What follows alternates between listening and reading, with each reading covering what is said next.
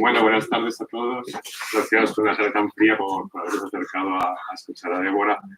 Creo que hemos tenido toda la suerte, los que estamos aquí, de descubrir a esta autora, leerla, recomendarla todos juntos, y hoy tenemos el honor de tener a Débora aquí con nosotros.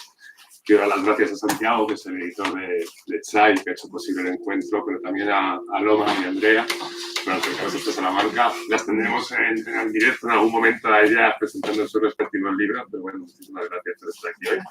Débora, welcome. Thank you so much.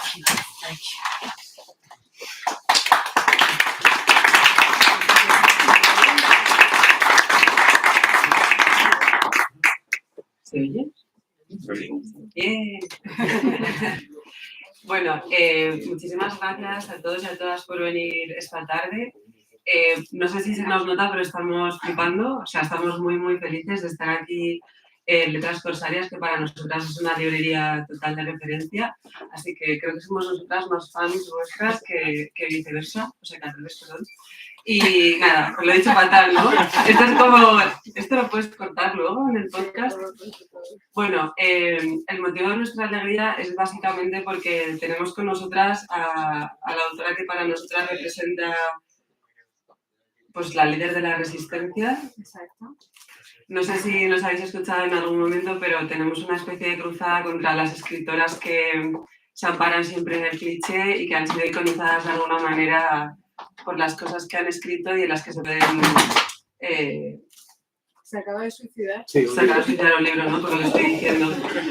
Seguro que es, a ver, seguro que es Luis Blue, que es una Paqui, vamos. Luis Blue, que es Paqui de Valladolid. Eso vamos a Luis Blue. Sí. Bueno, fundamentalmente para nosotras es muy especial porque para nosotras Débora representa todas aquellas cosas que deseamos encontrar en un libro y tenerla aquí pues es un motivo de súper celebración y estamos muy de poder compartir esto esta tarde con vosotros.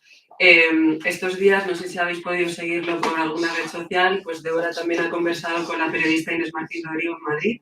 También estuvo charlando con Andrea Aguilar en una conversación que si podéis, bueno, cualquiera de las dos conversaciones, si podéis volverlas a ver en internet, la verdad es que fueron muy, muy interesantes. Además, en ambas conversaciones pudimos ver una especie de trayectoria biográfica en convivencia y en conversación con la obra de la propia Débora, que esperamos que también se pueda tener hoy aquí.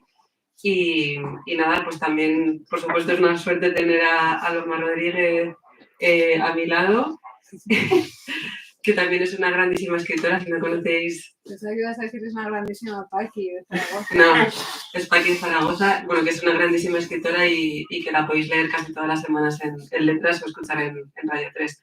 Y también quería agradecer a Santiago por haber contado con nosotras, por habernos dado la oportunidad de que estemos haciendo de embajadoras de la resistencia de las Paquis de Valladolid, que luego Débora también nos contará algo de esto, porque nos hemos enterado estos días de que conoció a Dubravka Goresik en Berlín, cosa que para nosotras es súper increíble, y que tampoco le gusta a Vivian Gornick, así que estamos en familia esta tarde. Bueno, muchísimas gracias a todos y a todas y esperemos que os guste mucho. Sí, ¿vas a hablar, Santiago? No. Ah, puedes hablar, ¿no? Ya que eres el artífice de todo esto, ¿no vas a hablar? No, bueno, quiero agradecerles mucho que hayan venido. Somos una editorial muy pequeña y elegimos mucho los libros. Y desde el primer momento publicar a Deborah Eisenberg fue casi un centro del resto de lo que hacíamos. Y encontrar lectores y entusiastas de su obra es una alegría enorme. Así que bueno, gracias por venir y un gusto estar acá. Bueno, muchas gracias a todos por venir, por supuesto a Letras Corsarias por acogernos, a Santiago por publicar a Deborah y por estar aquí, por contar con nosotras, a Andrea, porque siempre su compañía es estimulante. Para mí es un honor y un placer estar aquí y poder charlar con Deborah. Luego también hay que agradecer a Santiago y a Salamanca el cochinillo estupendo que nos hemos comido. O sea, maravilloso, todavía estamos sufriendo, eso sí.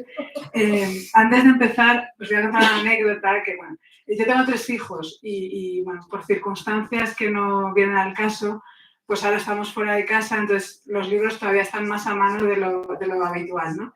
Entonces de pronto, pues bueno, me los cogen y tal, entonces de pronto abrieron este libro, que es el segundo que publicaron Chai en España de Deborah Eisenberg, justo por la página 44, y entonces cayeron de pronto en la palabra pene. Es cosa muy rara porque en los libros de Deborah Eisenberg hay muy poco sexo, en realidad. Siempre está como en elisión, como muy bonito, cuando hay aparece tal, pero justo aquí hay un pene y no es sexual, además. Entonces, de pronto, durante mucho tiempo, este libro, que encima se llama La venganza de los dinosaurios, y hay un pene, con lo cual la imaginación se dispara muchísimo, era como, mamá, léenos el cuento y ahora la frase del pene. Entonces, durante muchas noches mis hijos se han estado acostando con esta frase que os voy a leer.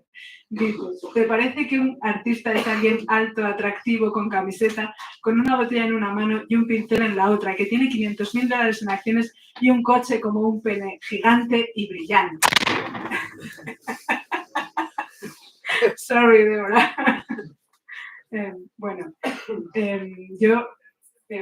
como muchos aunque en realidad Deborah Eisenberg estaba traducida al español, el libro este de El ocaso de los superhéroes en 2006, pero pues bueno, yo creo que pasó en España un poco inadvertido, no se le hizo, los lectores no le hicimos el caso que deberíamos haberle hecho, y está muy bien que la vida tenga idas y venidas, ¿no? Y que esta segunda oportunidad que nos ha dado Chai de descubrir a Deborah Eisenberg. Primero llegaron este libro de relatos, que es una especie como de selección que hizo además Federico Falco, y después, claro, no iban a llamarlo Relatos 2, entonces eligieron La venganza de los dinosaurios, que si yo no hubiera, digamos, si no lo hubiera descubierto con relatos, este libro lo habría leído seguro porque, en fin, me encanta todo lo que tenga un dinosaurio, yo voy a él. Y ahora, pues acaba de llegar Taj Mahal, yo todavía tengo la edición argentina, la española es igual pero rosa, ¿no? Y bueno, una de las cosas que llama la atención de los cuentos de Deborah es que, bueno, son cuentos en los que aparentemente no hay conflicto, ¿no? Parece como que son como que está cortado, ¿no? Como hay un principio que no está muy claro y un final que tampoco es necesariamente el final que una persona, que estamos acostumbrados a ver en los cuentos, ¿no? Y eso me gusta mucho. Son como un poco, yo lo pensaba, es como si entraras a ver la película cuando ya está empezada, ¿no? Y eso me gusta mucho. Y luego me gusta mucho que siempre hay como una reflexión sobre el tiempo, y me gusta mucho que siempre se fija en las relaciones personales, ¿no? Supongo que muchos pues ya aquí la habéis leído y además pues hemos leído las entrevistas que le han ido haciendo, etcétera, etcétera, pero bueno, aún así yo lo siento por ti, Débora, porque esta es el tercer, digamos, momento en el que te vamos a preguntar por lo mismo, lo siento, pero te voy a pedir que nos cuentes otra vez, bueno, a nosotros por primera vez, cómo llegas tú a la escritura, porque es como tardío, ¿no? El momento.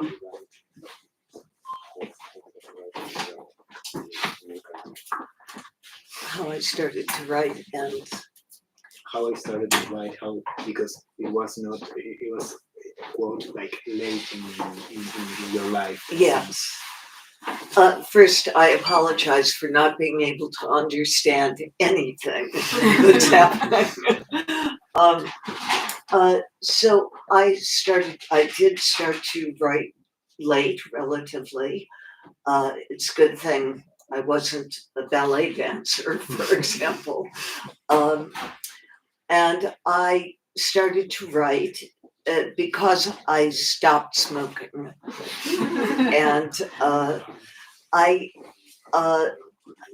let me see if I can add something new or different to this response to this question. No, I can't. So I was a very, very heavy smoker. I loved smoking. And I also was determined in my life not to do anything productive or prestigious or much of anything. I really came from a generation that was, I was true to my generation in that sense, that we were really, on the whole, disgusted by the materialism, commercialism, and conventionality of those who preceded us. And we're looking for other ways to live like human beings. And Deborah dice que efectivamente ella empezó a escribir tarde y que por suerte no decidió dedicarse al ballet tarde, porque a los 30 años lo que sucede es que ella era una fumadora y una fumadora empedernida además, una fumadora fanática de fumar. Y no solo era una gran fumadora, sino que tenía la determinación en su vida de no hacer nada productivo, de no hacer nada prestigioso. Y algo que quizás compartía con su generación en los años 60 de cierta repugnancia por el mundo hiperproductivo y consumista y materialista en el que había nacido. Eso era una cuestión quizás generacional. And so I really was just in a stance of being opposed to pretty much everything. And smoking is an excellent representation of that. And I also was extremely addicted to this very potent narcotic, nicotine, and to all of the expressiveness that smoking had in a life, the way you move, the way you wake up looking for a cigarette, the way your day is defined by cigarettes, the wreath of haze around you, the Please stop. I was a smoker. You miss it now that I'm speaking of it, I know. Digo, para los que no entendían, Deborah decía que estaba en contra de todo y que fumar era una representación perfecta de eso, que ella era muy adicta a la nicotina y que le gustaban todas las expresiones en torno al fumar, el humo, el levantarse, el prender un cigarrillo, el encendedor, como que había algo de toda esa danza, le encantaba y al hombre le pidió por qué pare, porque obviamente ella era una fumadora y le entran ganas. And at any rate, I fell in love, and the man I fell in love with and still live with is asthmatic, has very sensitive lungs, and so it was really a choice, cigarettes or him. And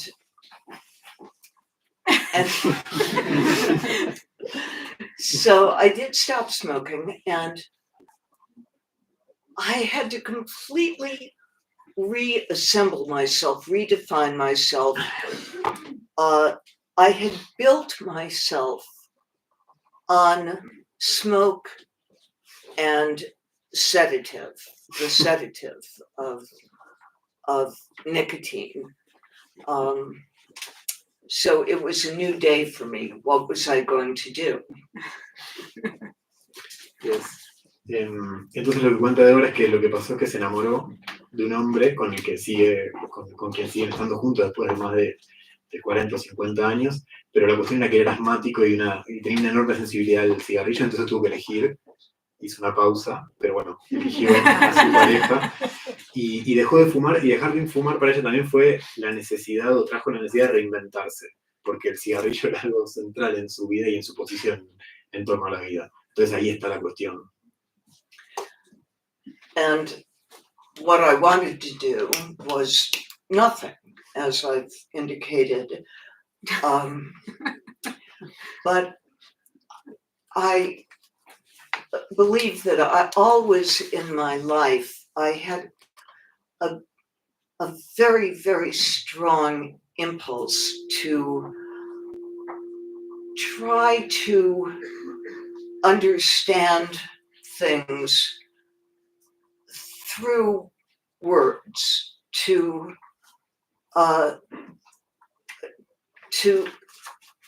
exactly express a sensation, to reach a sensation that is on the border of consciousness. And I had read a lot as a child, up until I was about 15, and then I stopped. But always I had always been thrilled by coming across something that seemed absolutely inexpressible, put into words. And so at any rate, this wonderful person for whom I stopped smoking said, all right, now it's time. You cannot fight against writing any longer. You must at least try to write. Here's a notebook, here's a pen.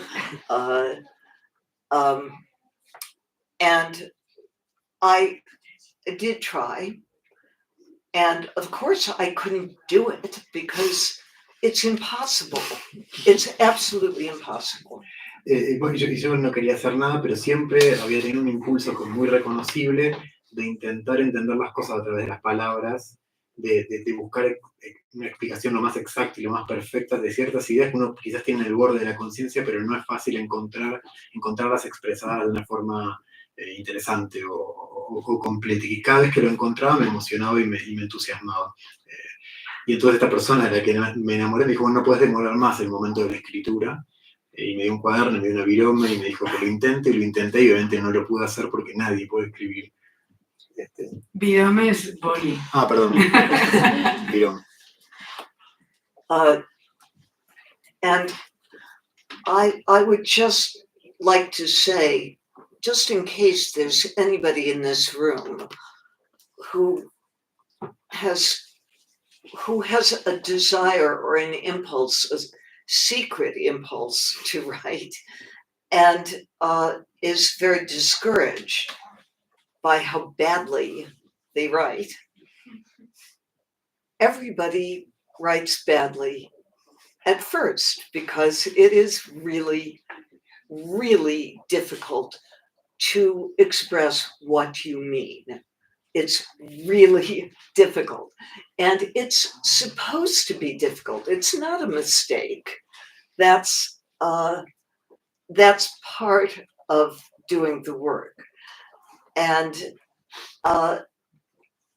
one of the joys of being a writer is the eraser. Nobody has to see you writing. Nobody has to know that you're writing. And you can cross out anything that you don't like, which will be... It's okay. Sorry. I didn't know that it was... But almost anything you do, almost anything you write, beyond a grocery list, maybe including a grocery list, will require a lot of revision. And that's just the way it works. And that's, to me, the pleasure of making something better, a little better, a little better. This comma makes it better, crossing out this word makes it better. And that was what I clung to, was learning that I could actually make something that was terrible and horribly embarrassing. I could make it better. Y de hecho, si hubiera alguien acá con el deseo más o menos secreto de escribir y siente que lo hace mal, es importante que sepa que todos escribimos mal al principio y que es muy difícil escribir, y además que se supone que así sea, que es parte del trabajo escribir mal o escribir mal en determinado momento. Y que una de las alegrías para ella de ser escritora es poder borrar, que nadie tiene por qué saber lo que uno escribió o lo que dejó de escribir, sino esa posibilidad de borrar, y que lo que descubrió en ese proceso de empezar a escribir fue que esa frase terrible e insoportable se puede ir mejorando a poco, ubicando una coma, quitando una palabra o poniendo otra. Y todos esos primeros años de escritura fueron de descubrir ese proceso.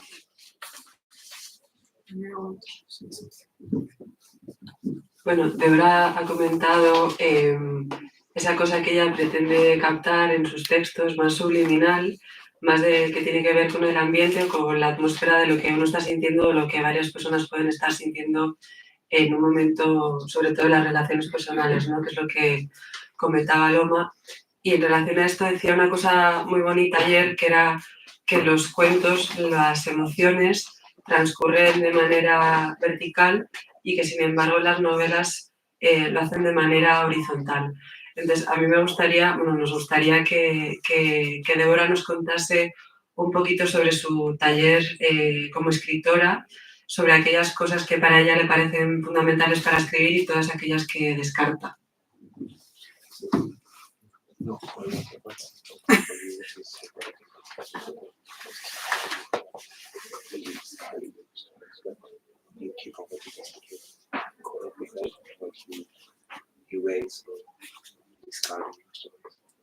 Yes, I suppose there are a few different questions folded into that.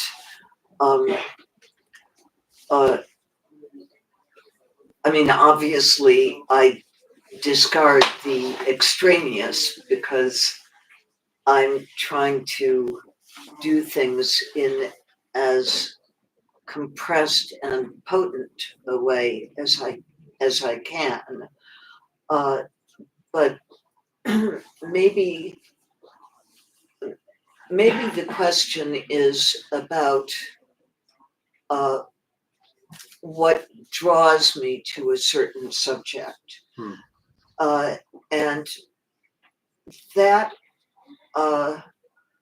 of course is very hard to pin down exactly. Somebody once said that writing is my way of thinking.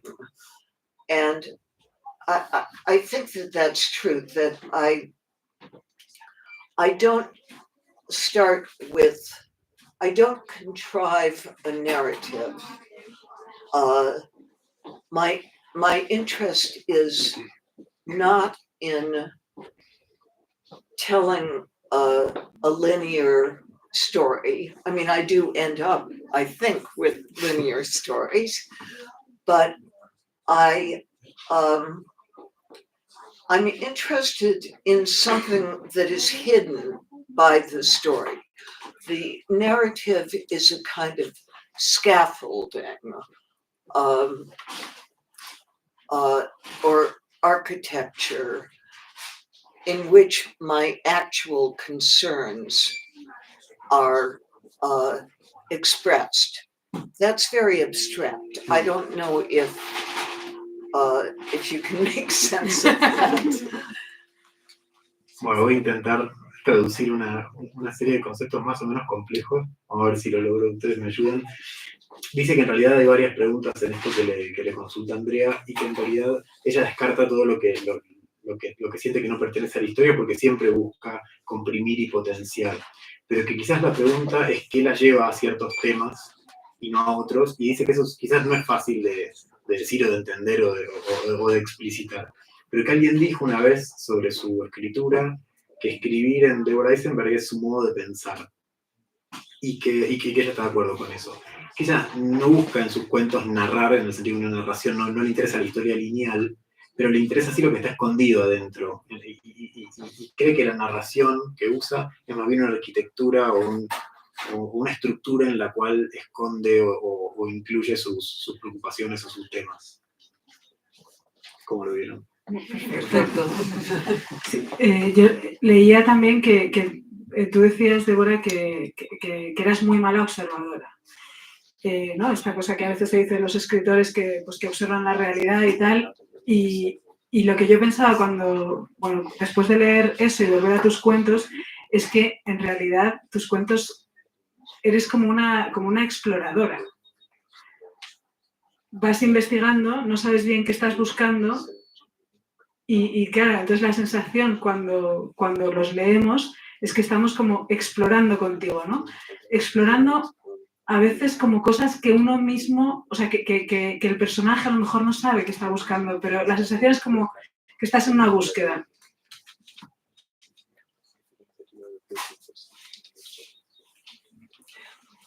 Yes, I think that's very accurate.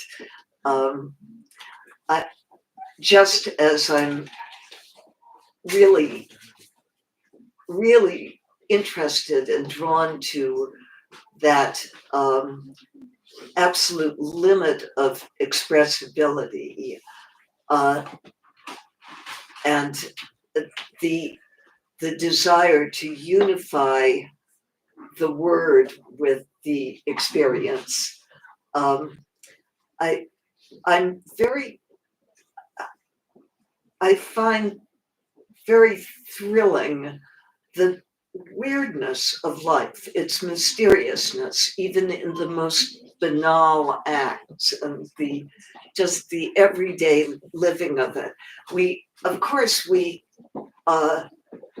have certain conventions, many conventions, and that's what growing up is learning to see things in conventionalized ways so that you can get from one day to the next or 1 hour to the next. But what is actually happening in the interstices of those conventions? What are you actually feeling? What are you actually experiencing? What is this very strange activity of being alive as a human being?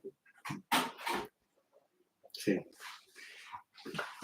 Sí, dice que cree que es muy cierto esto que le plantea a Loma, y dice que así como está interesada en ese límite de lo expresable y tiene ese deseo de unir la palabra con la experiencia, le fascina toda la extrañeza en la vida, incluso la que ocurre en el día a día. Y es obvio, digo, que tenemos una serie de convenciones que nos permiten avanzar, estar de acuerdo con ciertas cosas, pero cree que en los intersticios de esas convenciones, que sí, que nos permiten vivir y atravesar cada hora, se esconde un montón de preguntas interesantes. ¿Qué es lo que realmente estamos viviendo? ¿Qué es lo que realmente estamos sintiendo y experimentando? Y que quizás esa es la pregunta o el centro de los cuentos a los que va, ¿no? En el más allá de lo que todos damos por sentado para vivir. Oh, I want to say something else about that. I think that's what is so thrilling about reading something that's really good, that you love and you find very exciting, is the feeling of, oh yes, that's what life is like. I really never noticed that before, but that's exactly what life feels like. And that is at least one of the pleasures of reading something that... Sí, y Deborah agregaba que incluso hay una experiencia que tiene con la escritura, pero también con la lectura, que es cuando uno está leyendo y de repente encuentra algo que efectivamente lo fascina y dice, bueno, claro, es que eso es la vida. Eso quizás no es la vida que vivimos en el día a día, sino lo que uno descubre en una lectura y que es uno de los grandes placeres de la lectura, descubrir algo dicho de un modo que te hace pensar, tanto en tu propia vida como en tu propia experiencia, cosas que no habías registrado. Otro de los temas que para mí son centrales en los cuentos de Deborah Eisenberg es la idea de la identidad, ¿no? Cómo nos construimos a nosotros mismos, un poco que en realidad es falso, ¿no? O sea, es una construcción. Y eso se ve mucho en que a veces los personajes... yo decía que a veces los personajes de Deborah Eisenberg es como, o sea, de sus cuentos, tienes la sensación de que se despiertan como de una siesta en este momento en que no sabes dónde estás, qué te pasa. Entonces, todo eso pues se ve pues, con el paso del tiempo, que ellos, como que esos personajes necesitan el paso del tiempo para ver como la distancia que hay entre sus expectativas de vida y lo que luego ha sido su vida.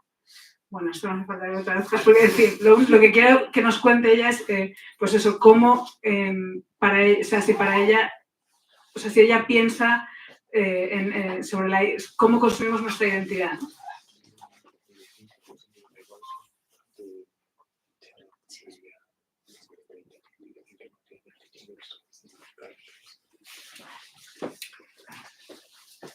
in a way, I don't think about anything.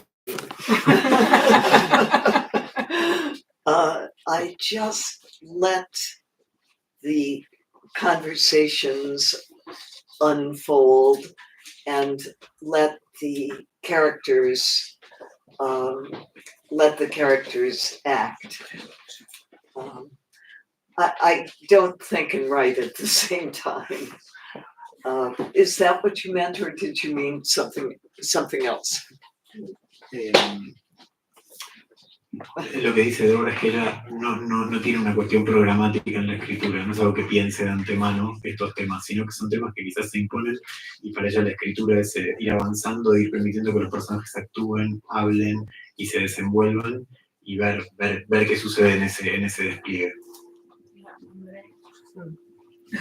Bueno, también, pues por quien no conociese a Deborah antes, ella es de Chicago, de Illinois, de unos barrios de la periferia de Chicago, y ya después se mudó a Nueva York y quería relacionar un poco la pregunta de Aloma sobre la cuestión identitaria, porque muchas veces en algunas narraciones contemporáneas que leemos la identidad es como el argumento del relato y no el estilo, ¿no? del autor, que creemos que, ¿no? Desde la amiga eres tú, creemos que es lo más importante.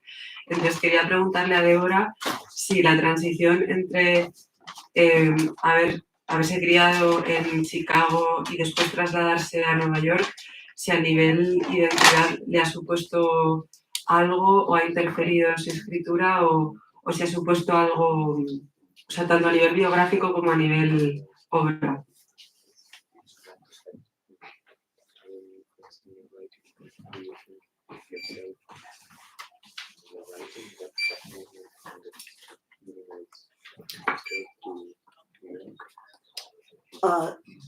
I'm not sure. I would say that it was, I was surprised by moving east, but because there was a level of I was not used to, but I think writers in general are people who are outsiders and are always looking at things as a stranger. So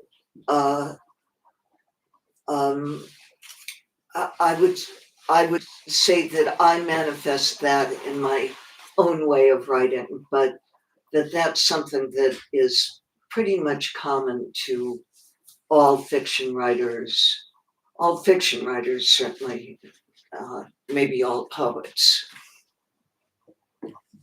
or most fiction writers.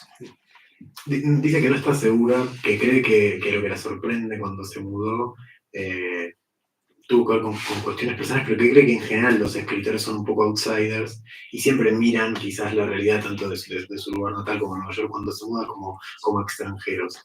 Y piensa que eso se manifiesta en su escritura de un modo particular, pero que se manifiesta en la mayoría de los escritores de ficción y seguramente en la mayoría de los poetas, o al menos en los buenos poetas. Yeah, we're people who think, what am I doing here? How did I get here? And what's going on? Somos gente que de algún modo todo el tiempo nos estamos preguntando qué hacemos acá, qué está pasando, como que es una pregunta que está presente en el escritor y en la escritura. Hay otra característica de tus cuentos que es como que parecen... vamos a ponerle agua. Sí. Como que, bueno, casi todos los habéis leído, ¿no? Voy a hacer aquí así un poco de ruido para que Santiago pueda beber agua. Bueno, que muchos de los cuentos de Deborah Eisenberg, incluso en los que sí que hay como un clímax, un conflicto, no un clímax, pero sí un conflicto claro, de pronto como que lo rehuyen, ¿no? De una manera un poco deliberada. Entonces, cuando yo le hice una entrevista por mail y le pregunté por esto, ¿no? O sea, ¿por qué? ¿Qué tienes en contra del clímax? ¿Por qué crees que los cuentos con clímax son, o sea, por qué no te gustan, digamos, o por qué no los haces? away from the conflict. So you sometimes need to go away.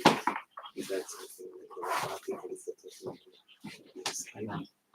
to the No, it isn't a decision at all, but I distrust conventional forms of the story. I don't see why a piece of fiction or even a drama needs exactly a climax, because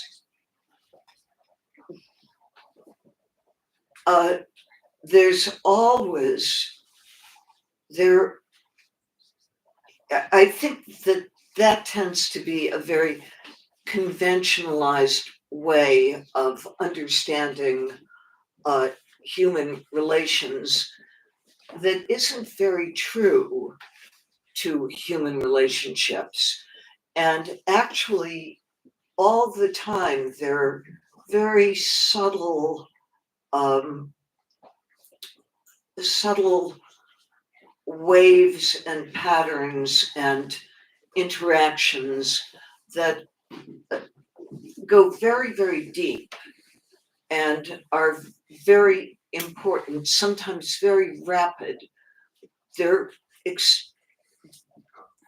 Things don't happen in big, dramatic sweeps that can be satisfying in a romantic comedy or a very conventionalized drama. I don't think life is like that. That actually, if there is a very big dramatic moment, it doesn't just arise from nothing. Things are going on between people all the time.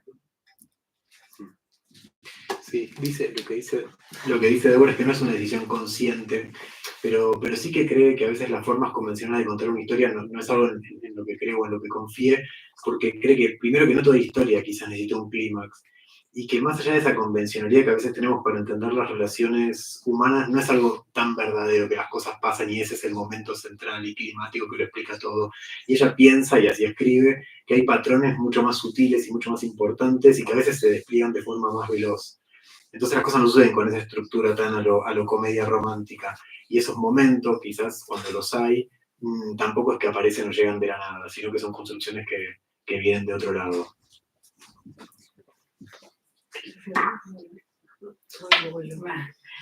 Sí, no, pensando en, bueno, que ella dice siempre que hasta que no se sienta a escribir como que no piensa nada, ¿no? Pero sí que yo veo que hay algunos temas como que van apareciendo, ¿no? Por ejemplo, y me preguntaba como, pues, digamos, si su experiencia vital nutre de alguna manera sus cuentos, ¿no? Y como empieza a escribir un poco tarde, yo creo que eso se nota sobre todo en la madurez de los relatos.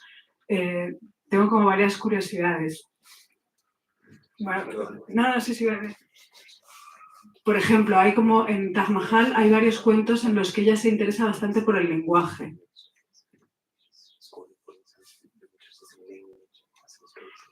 O hay como varios cuentos donde pues yo me imagino que te nutres como de tus viajes a América Central. No sé si puedes hablar un poco de cómo esos intereses de tu vida se van colando en tus ficciones. Yes, thank you. Well, first of all, when I say that I don't think and write, that's true for many, many drafts of a piece. But towards the end, I have to think quite hard about what it is that I'm really doing. What is it that I actually mean? What is it that I actually want to convey? What is the spine of this? What is truthful in it and what is not truthful in it? And a great deal at that point, towards the end of working, is conscious thought. But as to recurring preoccupations, inevitably, there are some, and as you say, language itself is one of them, and that has in the volume Taj Mahal, that's very evident, I think. And there are a couple of other volumes of my stories in which my preoccupation with the oddness of being an American citizen, that is a citizen of the United States, is very preeminent. And what I mean by that is to be a person equal in every way to every other person who's alive, and yet to have disproportionate power in the world. As, for instance, somebody who can vote in the United States, because whoever it is who is voted into office as the president of the United States should be voted on by everybody who's alive, because that person has a great deal of influence over the lives of pretty much everybody on the planet.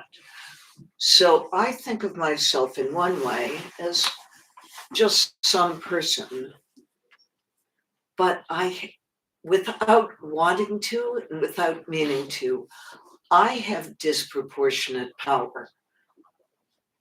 How am I to understand that? How can I observe that and observe the effect of that in action? And what am I to think of it?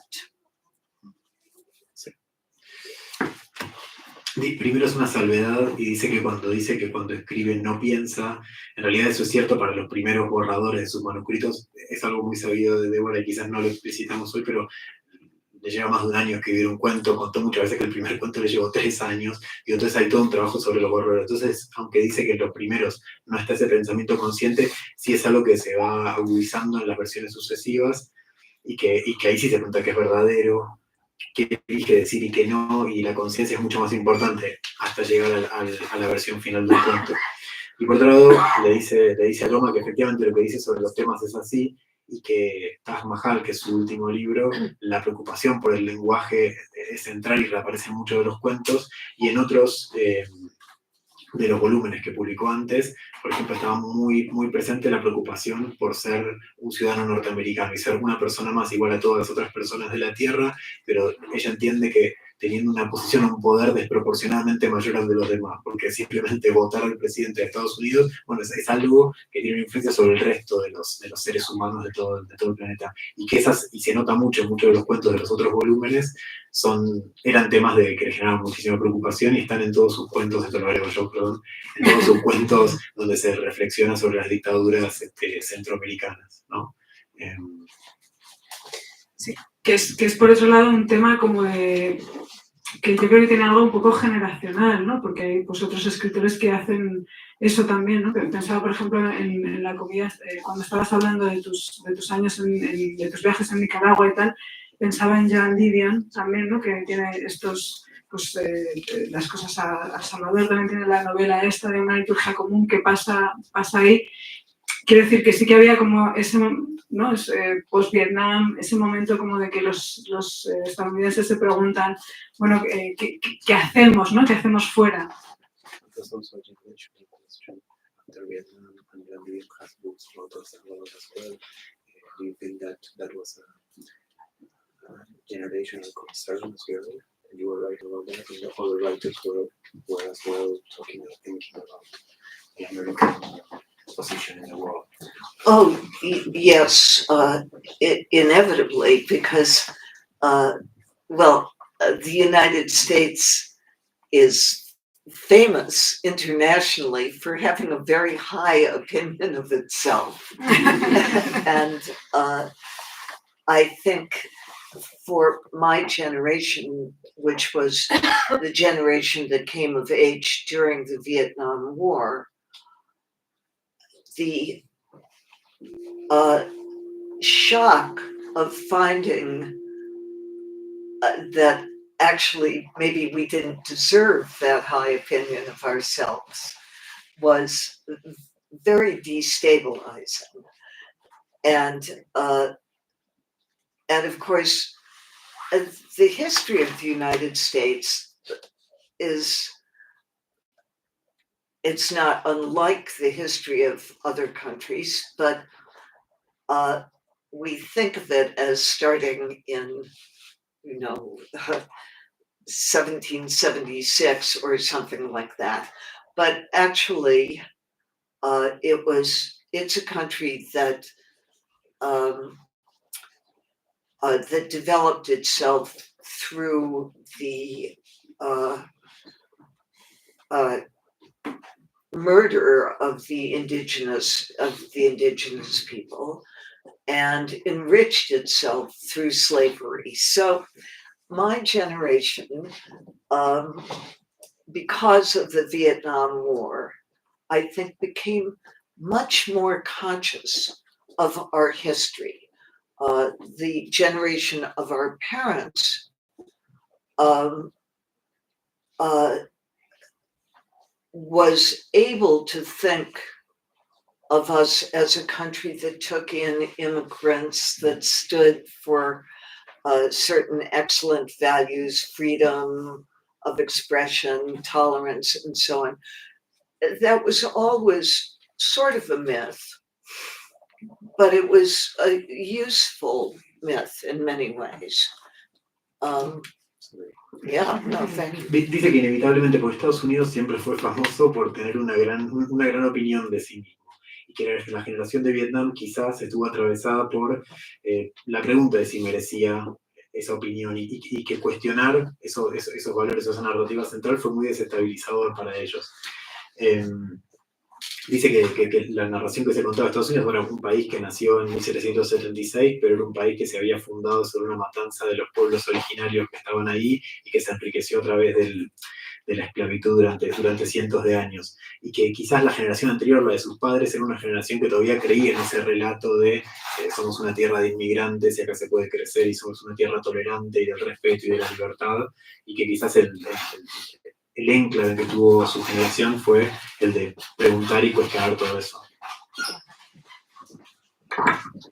Bueno, precisamente en uno de los cuentos que componen Taj Mahal, la capacidad de combinar, creo que se llama, de hecho conviven dos ilustres, Noam Chomsky y Trump, en dos citas, ¿no?, que ella integra. Y hay una cosa que a mí me llama mucho la atención de los cuentos de Deborah, es que no solo conviven las palabras, ¿no?, y esa capacidad de combinar, sino que también hay ciertos caracteres y ciertos personajes que a primera vista tú lo estás leyendo y piensas, ¿qué hacen estas dos personas juntas, viviendo juntas o siendo pareja o incluso siendo amigos? Entonces, a mí me gustaría preguntarle a Deborah cómo llega a esas combinaciones tan extrañas, pero que narrativamente resultan tan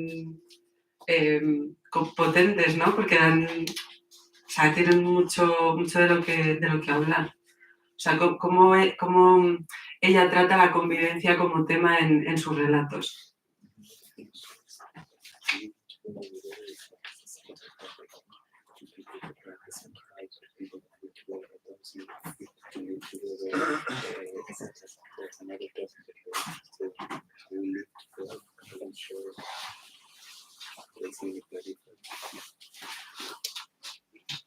Sure.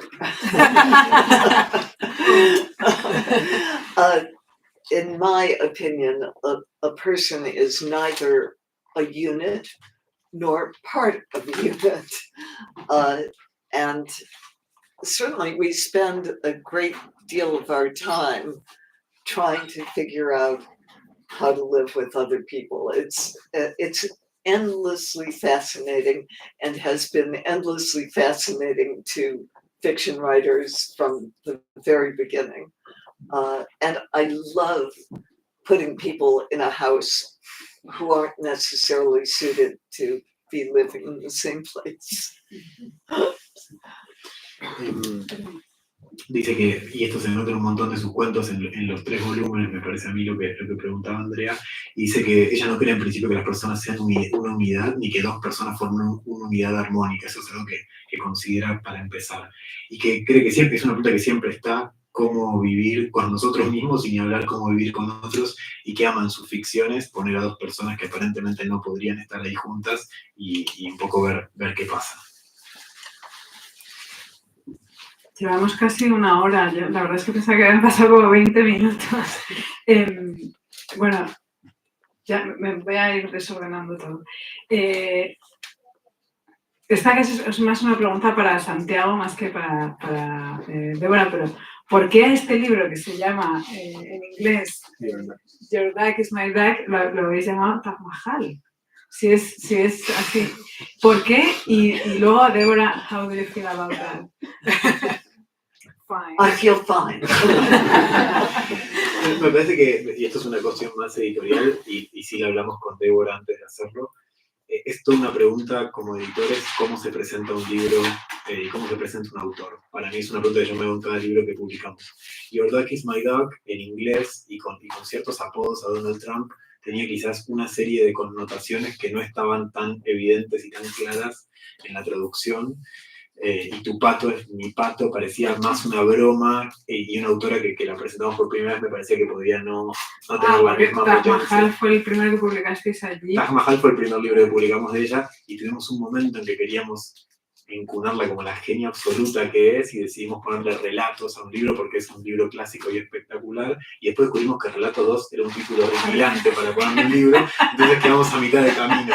Entonces no podíamos poner Relato 2 y bueno, La venganza de los dinosaurios nos parecía espectacular. Es muy bueno, título. Pero si hoy pudiera volver a poner los títulos, a Relatos le pondría La chica que dejó el calcetín en el suelo, o hubiera usado títulos mucho más divertidos, porque Deborah es genial poniendo títulos a sus cuentos, no sé si los recuerdan, pero muchos de sus títulos son espectaculares y memorables, como un otro mejor, sus títulos son increíbles.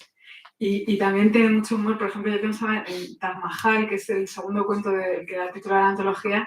Yo me divertí muchísimo leyéndolo, y me divertí pensando en lo que se habría divertido Deborah Eisenberg escribiéndolo, porque pensaba que se ha tenido que pasar muy bien con este cuento, porque hay como, bueno, a mí me pareció verlo haciendo, me voy a hacer una sencilla, me pareció ver como una especie como de parodia de una cierta escritura como, ¿no? Como pues, sentimental, no sé qué, que es la que hace el que escribe las memorias sobre su abuelo, si no recuerdo mal, que los amigos del abuelo comentan, ¿no? Pero este tío que imbécil y tal. Entonces, yo me divertí mucho de eso, ¿no? Pues 2 veces.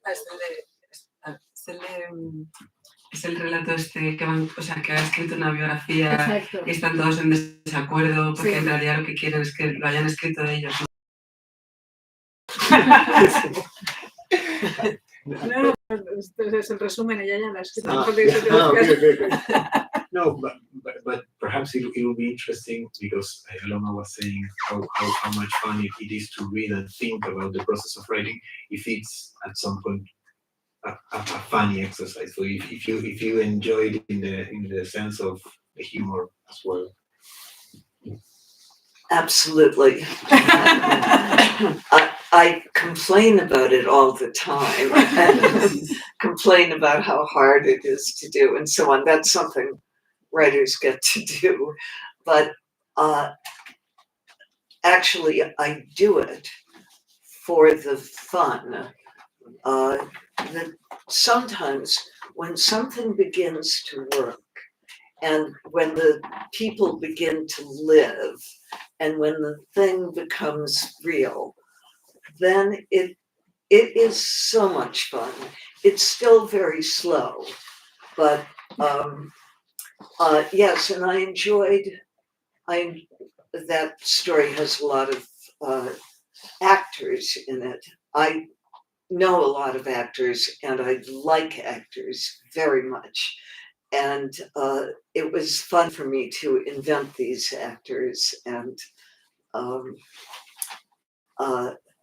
and you know, a lot of people think actors aren't very intelligent, but good actors are extremely intelligent, and they have to be. You can't act well unless you're very intelligent. So my actors, I think, are quite intelligent, and I had a lot of fun having them converse. Sí, ahora traduzco, pero bueno, la pareja de Deborah es un actor muy genial, que es Wally Shawn, y hablando con Deborah en estos días, ella también es guionista y fue guionista de películas, entonces tiene como una familiaridad con el mundo de los actores. El cuento del que hablaba Aloma y Andrea es un cuento sobre un grupo de actores, para quienes no lo leyeron, se juntan, actores viejos se juntan para quejarse sobre una biografía que escribió un personaje aireando los secretos de todos ellos, los amantes, las mentiras, los novios. Entonces se juntan a quejarse de que este chico haya escrito una biografía que los injuria. un nieto Es el nieto de alguien que conocían y de repente empieza a sacar los trapos sucios de todos y es muy divertido porque es una conversación donde cada uno de esos personajes está muy vivo y es muy vivido. Y Deborah decía que ella tiene esta cosa de quejarse de la escritura, que es uno de los privilegios de ser escritores, por quejarse de lo que uno hace de la propia escritura, pero que hay algo muy divertido cuando las cosas empiezan a funcionar, cuando los personajes empiezan a vivir y a hacerse verdaderos y a tener conversaciones verdaderas, y que justamente quizás por conocer el mundo de los actores y de la actuación, darle vida a estos personajes fue particularmente disfrutable. Y dijo algo que por ahí es polémico, pero que es que uno piensa que acá los actores son tontos, pero no, que ella conoce muchos actores y que hay que ser muy inteligente para poder ocupar esos lugares y que cree, y ese es uno de los disfrutes de este cuento, que es un cuento sobre personajes inteligentes y que piensan cosas y cada uno tiene su mundo particular. De hecho, in fact, I think that in this story, the actors are smarter than the writer. Oh, definitely. Not yes. you, but the writer in Definitely. the story. Bueno, si alguno de vosotros quiere hacer alguna pregunta, ¿no? O podemos abrir turno, y si no, nosotros podemos hacer alguna pregunta más. No sé si tenemos como una especie de hora de salida o... ¿No? Vale. Pues animaos a preguntar. A ver, es una ocasión única. Quiero decir, en España creo que no recibimos a tantos autores o autoras, ¿no? de la profundidad que tiene Deborah de abordar. Que es genial que haya preguntas. No, pregunto yo para que se atrevan los demás, es que aquí somos así. I can say this in English, sorry. Empezaste a escribir ya a una edad en la que uno no espera que se tenga una vocación de escritor. Los escritores que conocemos habitualmente dicen, yo empecé a escribir de chiquitito. Yo me pregunto si el hecho de comenzar a escribir cuando dejaste de fumar, cuando cambiaste el cigarrillo por el bolígrafo, te formateó de alguna manera. Si en una línea temporal distinta apareciera la Débora que no dejó de fumar, te reconocerías ahora. Si esa Débora que no dejó de fumar te reconocería. Muy buena pregunta, voy a tardar un segundo en introducirla.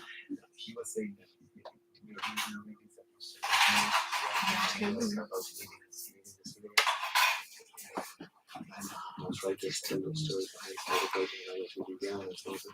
But how do you feel with I didn't realize how you get smoking. So do you ever think about that? That other Deborah Eisenberg would never stop. That never stop smoking. Yes, I do think about that. And I would not be writing, and I would not be doing anything. Because I think really I'm very bad at doing just about everything. And if I weren't writing, honestly, I've done other things, of course, to make a living. I've had I've waited on tables, I've done secretarial work, I've been a cashier, that sort of thing. But, and that's what I would be doing very unhappily if I were still smoking. Que piensa mucho en ese mundo alternativo que vos planteás donde no dejaba, donde no dejaba el cigarrillo por otra cosa, y piensa que en ese mundo no haría nada, que hace mal casi todo, que no es escribir, y que en su vida hizo otros trabajos, ella que fue oficinista, que fue secretaria, que fue moza, que fue cajera, y piensa que si no hubiera dado ese movimiento que vos volvías a traer, haría eso mismo de modo muy infeliz y muy mal. No sé si alguien tiene alguna pregunta más. Aprovechar, ¿eh? Sí, si no, mientras tanto, Deborah, tell us about Dubravka Ugresik. Oh, well, I really don't have anything to tell. That's not true. Andrea Well, told me about it. Yes, But it was a secret. yes, I think I will. Well, I don't know how she would feel about this. But I met her many years ago in Berlin when she'd just come over. And we didn't know each other, but she gave me and my boyfriend a chocolate Croatian passport, which is still in our refrigerator. And I treasure it, obviously.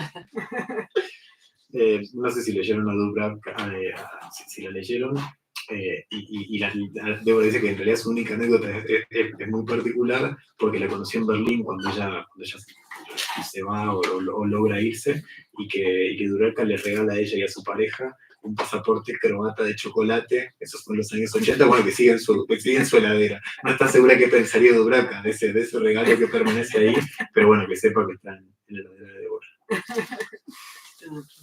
Sí. Bueno, quiero preguntarte, I would like to ask you if you think that Vivian Gornick now in New York, it's like Greta Garbo. Like Greta Garbo? Yeah. O sea, en el sentido She de, would. I don't know. en el sentido de que si se hace la escurridiza para que no la vea nadie, o si ella está feliz de ser tan conocida ahora. No sé cómo preguntar. I say, Andrea was asking about since you're a New Yorker writer as well, how do you feel about, for instance, Vivian Gornick's role as an iconic New Yorker writer and even a dodgy New Yorker writer, like occupying the same physical space of the same city? How do you feel about that way of acting or enacting being a New York writer? An important. Yes, Yes, important. Yes, totally. And if she performs as Greta Garbo through the city, You know, She never smiles, something like she that. never smiles. I never smile. You You do. Never smile. never. It's a big city. There's room for a lot of writers, and I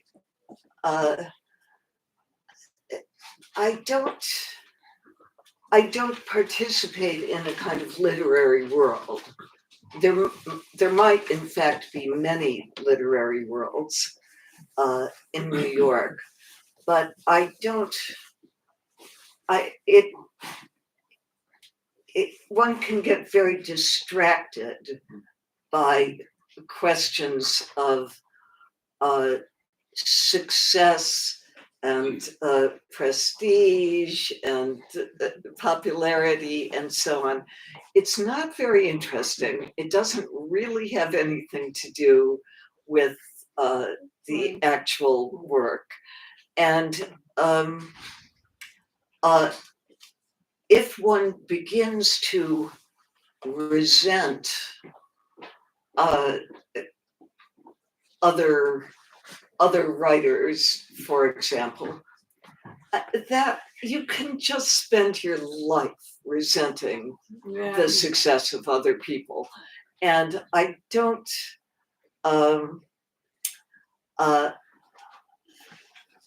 I maybe it's taken a certain amount of discipline on my part to just not look at, I don't read reviews, I don't know what other people like and don't like.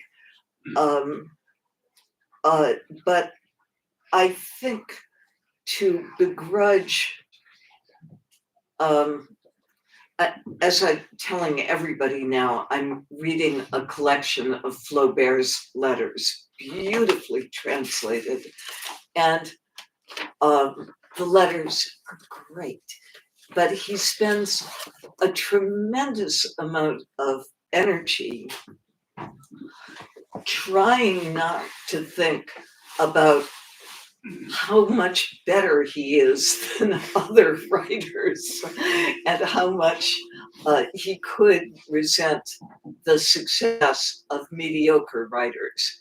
And it's really very funny because he keeps saying what I just said, that it's a waste of time, but you know that he's thinking about it all the time. Oh, espectacular esta respuesta. Perdón, lo anticipo, porque como anticipo la genialidad de una respuesta todavía no traduzco y voy a traducir mal. Perdón, pero en inglés fue excelente. Dice que en realidad en una gran ciudad como Nueva York hay muchos escritores y dice que ella no participa del mundo literario y que además seguramente como en todas las ciudades va a haber muchos mundos literarios. Y piensa que el prestigio y la popularidad te pueden distraer, tanto el propio como el ajeno. Dice que no le interesa para nada y que no tiene nada que ver con la escritura en particular. Y que si uno empieza a resentir o envidiar a los demás, se puede pasar la vida haciendo eso, que es una ocupación que se te puede llevar la vida. Y aunque quizás requirió o requiere disciplina, ella no mira las reseñas, no se fija en qué le gusta o le disgusta a la gente.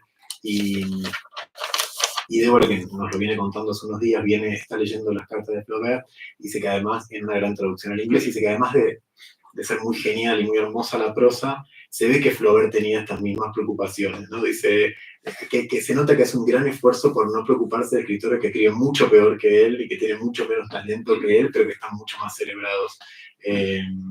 Y que es interesante ver que uno de los mejores escritores que existió, hacía también un gran esfuerzo para no perderse en las rencillas o las pequeñeces.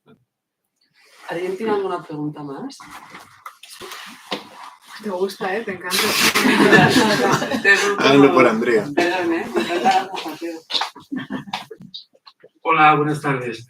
Mira, normalmente los escritores que empezáis a escribir ya a una cierta edad, es verdad que arrastráis un bagaje cultural en cuanto a lecturas muy importante. Entonces, a mí me gustaría saber cuáles han sido tus lecturas, cuáles han sido, si es que existen esos referentes, o alguien que de alguna manera te haya impulsado, te haya motivado a escribir.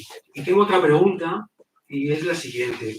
Me ha gustado lo de que normalmente un cuento, un relato, se construye más bien a través de una línea vertical, más que a través de una línea horizontal. Y yo he oído también, y creo que estoy de acuerdo, en que en un relato, todo buen relato, se construye con dos historias. Hay siempre dos historias. Filia, ¿no? Eso es la filia. Sí. Entonces, no sé si ella está de acuerdo con esta segunda propuesta o no. Empiezo con la primera. ¿Te parece? Pues ya estoy tratando de recordar las primeras palabras y después hacemos la segunda que me parece espectacular. Sí.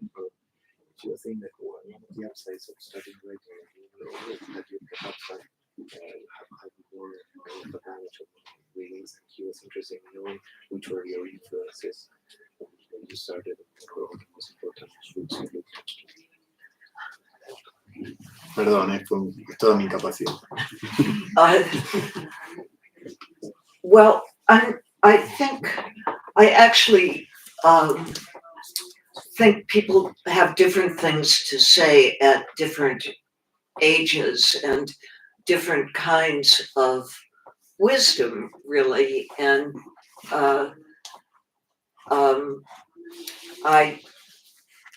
there are writers who start very young who are just excellent. So I'm not sure it's an advantage in that way in general to start late, although I don't think I could have started any earlier. I don't think, for many, many reasons, I don't think I could have started earlier. But as to what writers, I can't say what writers influenced me because I don't think I'm very susceptible to influence. I'd love to be influenced. And some of the writers that I would love to be influenced by, the writers that, among writers whom I admire very, very much, like everybody else, Chekhov, Tolstoy, it's the same list as everybody else's. John Cheever, gorgeous prose style and weird, marvelous writer. Kafka, absolute favorite.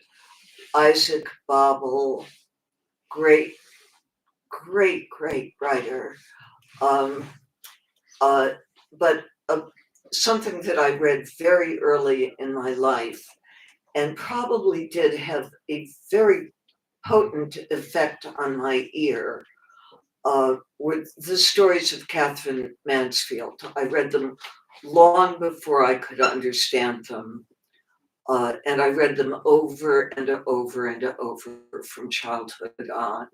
So that beautiful sound lives in my ear, though I can't say if it's actually had any influence on me. Turgenev, the short novels of Turgenev, phenomenal. I'll stop there with that list. Bueno, primero sobre lo que decías en torno a la edad, ella dice que hay una sabiduría y un poder contar distinto a distintas edades, y cree que hay escritores jóvenes excelentes, que no es necesariamente una ventaja haber empezado tarde. Ella sí entiende que para ella no había otro momento posible ni una forma distinta de empezar. Y dice por otro lado que no sabe bien qué escritores la influenciaron, primero porque cree que no es tan susceptible a la influencia, pero que le encantaría ser más susceptible a la influencia y recibir más de esos autores, y que si así fuera, obviamente citaría a Chekhov, a Tolstoy, a Cheever, a Kafka y a Isaac Babel. Pero sí piensa quizás que una influencia quizás más a nivel inconsciente fueron los cuentos de Catherine Mansfield, que empezó a leer de muy joven, y cuenta que los leía y los releía, incluso cuando no entendía de qué se trataban o qué estaban tratando de decir, de que algo en el oído se le metió en relación a Catherine Mansfield, y al final mencionaba también las novelas cortas de Tournier. La segunda es la de las dos historias, sí. La de Piglia. Está bien. El cuento tiene dos tramas o dos subtramas, y ¿cómo lo preguntarías? En realidad hay una teoría que dice que todo relato no es, y efectivamente va un poco en la línea de que no es una línea, para una redundancia, vertical, sino más horizontal, sino más bien vertical, en la que realmente se descubren muchas cosas. Es decir, yo creo que en una línea vertical caben efectivamente dos historias, más que en una línea horizontal, en la que prácticamente cabe solamente una. Entonces, según esa teoría, debe existir una doble, es decir, una cosa es, digamos, la trama, la historia, más o menos, que pueda llevar, pero paralelamente existe otra historia, que es la que de alguna manera el lector tiene que descubrir, que no siempre descubre, y que a veces te deja un poco como diciendo a dónde quiere llegar, ¿no? Se trata un poco sobre todo de descubrir cuál es esa segunda historia, y el buen relato debería tenerla.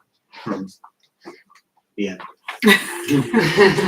No, pues estoy de acuerdo con todo. He intentado y yo he fracasado. Pero déjamelo pensar. No, pero una cosa interesante, te pregunto si te parece bien esta pregunta, pero una cosa interesante es que ella nos contaba una vez, y quizás es interesante que lo cuente, la diferencia entre una narración continua, sostenida por la trama, contrapuesta a esta idea del corte vertical. y vemos qué nos dice. ¿Te parece? Bien. Perdón, perdón por eso. If you can tell us more about this idea of the narration, some translation relevance, in respect to the vertical dance that you were to.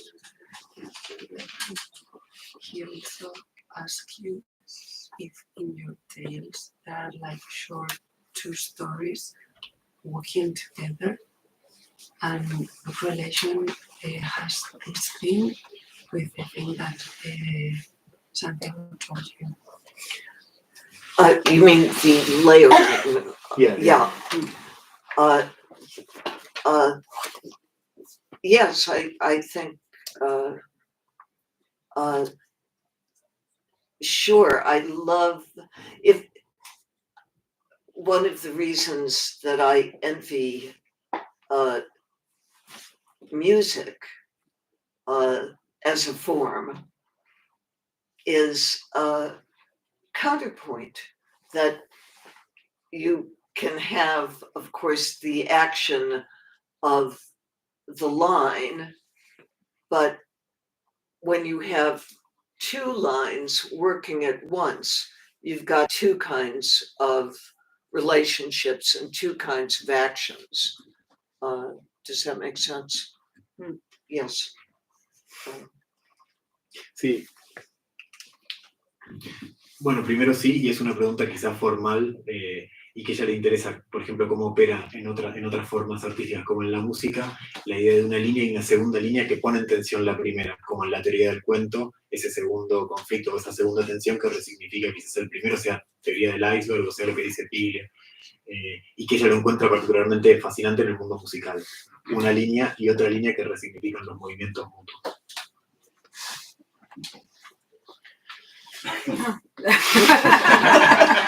No sé si alguien más quiere preguntar. Fenomena que está al lado. Pues antes que nada, muchas gracias por venir.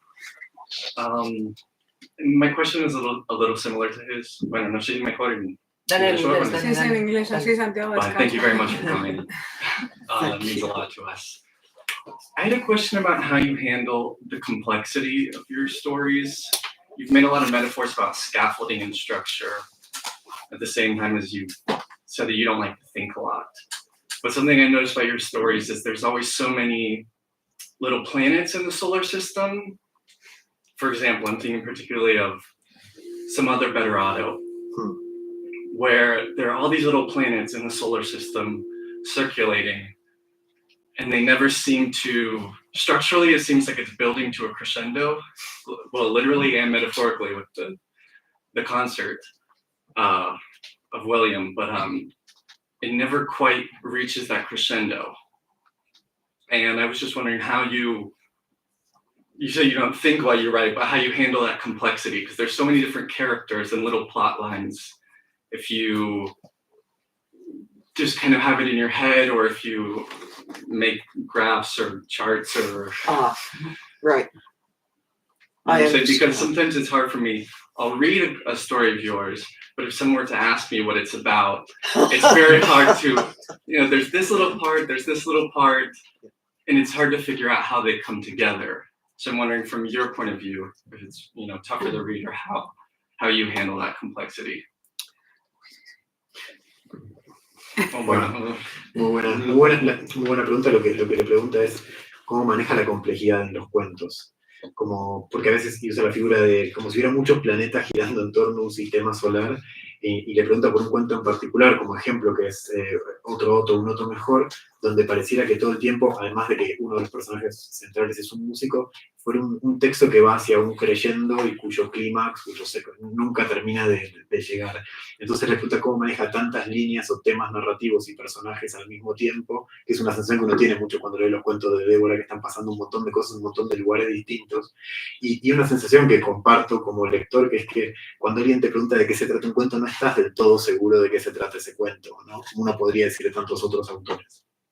Y le pregunta cómo tiene todo esto en la cabeza junto, si tiene esquemas, si tiene algún modo de guiarse. Eso. I'll try. Yes, when I say that I don't think I mean that I don't have a predetermined scheme that I'm trying to fit something into, that I let the thing develop. Then I think a lot. And to me, each of these complicated structures that I erect require a lot of engineering to stand up. I mean, I don't just hope to build a house by sort of putting one log over here and a piece of steel over there, and I need it to cohere, absolutely. So that story it's true that one might think, now I know not everybody in the room has memorized this particular story, but one might think that it's leading up to a certain moment, a specific moment that you mentioned, and it doesn't. But to me, it's about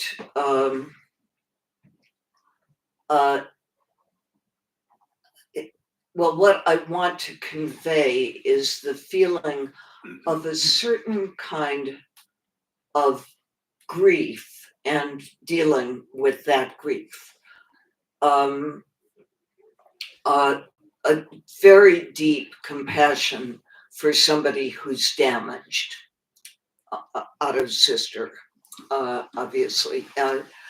And so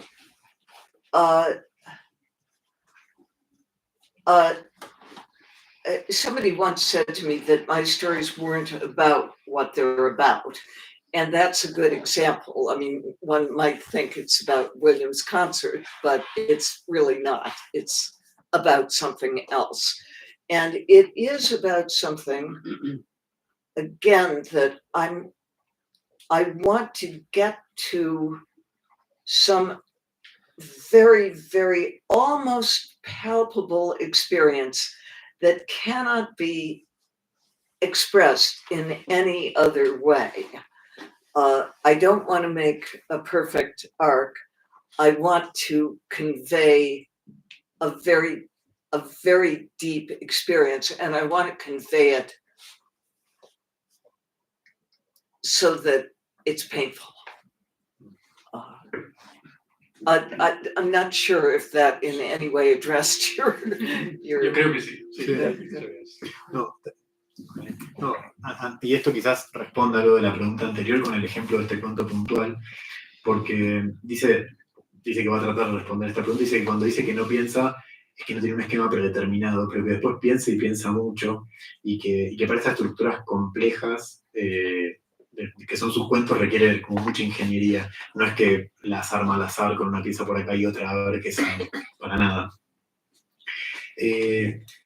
Y dice que es importante que haya una coherencia y uno podría creer que la historia, como en el caso de Otro Noto Mejor, lleva un momento cúlmine, pero para ella la historia es sobre otra cosa, es sobre una sensación sobre cierta forma de duelo y de cómo lidiar con él. Para los que lo leyeron, que para mí es quizás uno de los mejores de los cuentos de Débora, ella dice que uno podría pensar que se trata sobre el concierto de la pareja de Otto y la importancia no de ese concierto, y hay una tensión en la pareja que lleva hacia ese momento, pero ella cree que en realidad ese cuento es sobre una profunda compasión sobre alguien muy dañado y muy enfermo, que es la hermana.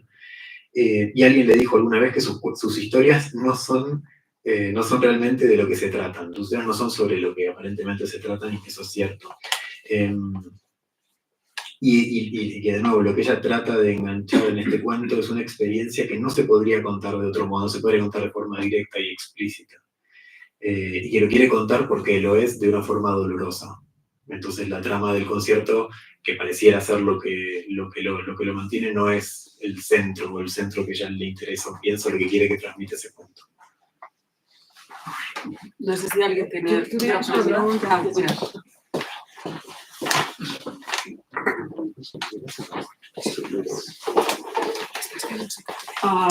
hablo en español o en inglés. En la que te sea más cómodo a ti. Vale, pues voy a preguntárselo en inglés. What was the thing that most surprised you to learn about yourself while writing these stories? Because they're filled with a very different set of characters, each one shaped with their own experiences and views of the world they live in. So I was just wondering if, as time has passed, and I don't know if you maybe reread your own stories, but if you do, like, while you're rereading them, like, you sort of find yourself thinking that you may have done this thing differently, or maybe written this character any other different way, or yeah, in general, what has writing these short stories just taught you, not only about writing but about yourself? Sí. Le pregunto, en el proceso de escribir, ¿qué fue lo que más la sorprendió, descubrió, si es o no que se lee a sí misma? ¿Qué descubrió al escribir estas historias y qué piensa que podría haber sido distinto u otro de esa escritura? Yes, well, if I understand correctly, I think that you're perceiving something very accurate about the way I go about writing, which is just that what's in my mind is what goes on the page. What the page is a reflection of my preoccupations at the moment. So I, in the process, ultimately, of refining the story, and it does take me a very long time, I do learn at least what it is that I'm interested in about that story. I don't reread my work unless there's some urgent reason to, if I have to read something out loud, but I don't reread what I've written. And everything is, once it's finished, it's rather closed to me. I've had the experience, and it has become part of me. It's in the past. The story is a reflection of it. It's a portrait of it, as if it were a painting. But then it's set and no longer available to me. Does that make some kind of sense? Yeah, it does. Okay. Thank you. Bueno, lo primero que le dice es que pareciera por la pregunta que entendió algo muy preciso de cómo es para ella la escritura, y que es que de algún modo lo que pasa en su mente es lo que se refleja en la página, y que cada página o cada texto es de algún modo la preocupación que hay en un momento, y que en el proceso de corrección una de las cosas que descubre que le pasa es que ahí es que se da cuenta de qué es lo que le interesa de esa historia que está queriendo, tratando de contar. Dice que tampoco se relee habitualmente, salvo por algún evento, porque necesita algo puntual, y que una vez que termina esa historia, que muchas veces lleva un año, algo se cierra, que tuvo esa experiencia, es parte de ella misma, lo retrató y eso es lo que queda en el cuento, pero es algo que queda, como si fuera un retrato, como si fuera una pieza, no es algo a lo que vuelve. ¿Alguna pregunta más? Bueno, creo que ha sido increíble. Para mí han pasado 5 minutos. Supongo que para todos también. Muchísimas gracias por venir. Muchísimas gracias a Letras Corsarias. Muchísimas gracias a Santiago y a Deborah por habernos regalado esta tarde tan estupenda. Y ojalá hubiese gente que transformase tan fácil el tiempo, ¿no? La rapidez y la velocidad. Muchas gracias. Gracias.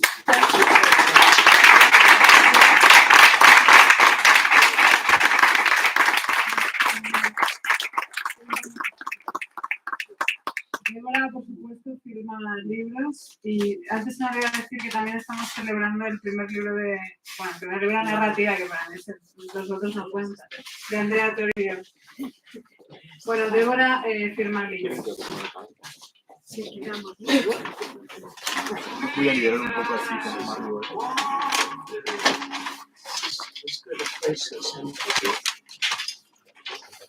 You see it because it's from the library. I was planning to see it, but no, me leí acá. Cómelo aquí, mira, ahora lo voy recogiendo, voy a ir apagando esto.